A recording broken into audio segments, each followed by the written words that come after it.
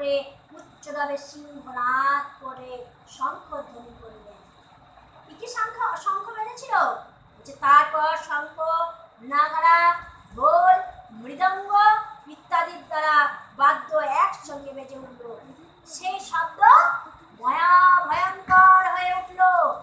তারপর সে তস্য সমন্বিত উত্তম রথে উপবিষ্ট ভগবান শ্রীকৃষ্ণ এবং অর্জুন দিব্য শঙ্খ বাদন করলেন। ভগবান শ্রীকৃষ্ণ পঞ্চজন্য নামক শঙ্খ, অর্জুন দেবদত্ত নামক শঙ্খ এবং ঘোর কর্মা ভীম পৌণ্ড নামক মহাশঙ্খ বাজালেন।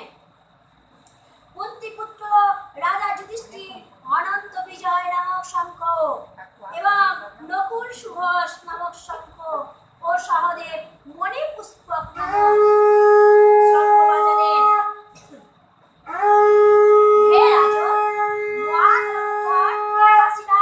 মহারথী শ্রীখণ্ডী রাজা বিরাট, আজেয় সাত্যকী রাজা দ্রুপদ, দ্রৌপদীর পঞ্চপুত্র এবং মহাবীর অভিমন্যু, এরা সকলে পৃথক পৃথক ভাবে নিজ নিজ শঙ্খ বাদন করলেন।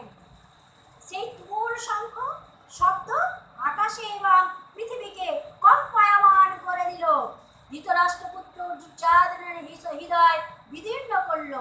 হে রাজন, এরপর অস্ত্র নিক্ষেপের সময় উপস্থিত হলে কপিধ্বজ রথারূঢ় অর্জুন যুদ্ধরত ধৃতরাষ্ট্র পরিধানদের দেখে ধনু উত্তোলন করে ঋষিকেশ শ্রীকৃষ্ণকে এই কথা বললেন। কি বলেছিলেন?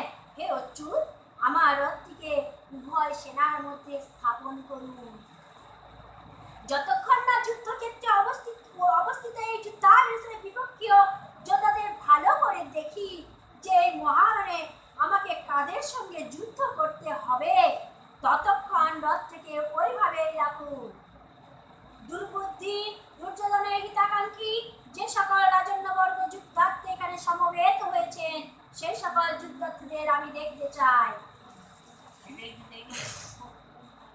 সঞ্জয় বললেন, হে ধৃতরাষ্ট্র, অর্জুন এরূপ বলায় শ্রীকৃষ্ণ দুই পক্ষের সেনার মধ্যে ভীষ্ম, দ্রোণ এবং অন্যান্য রাজন্যবর্গের সামনে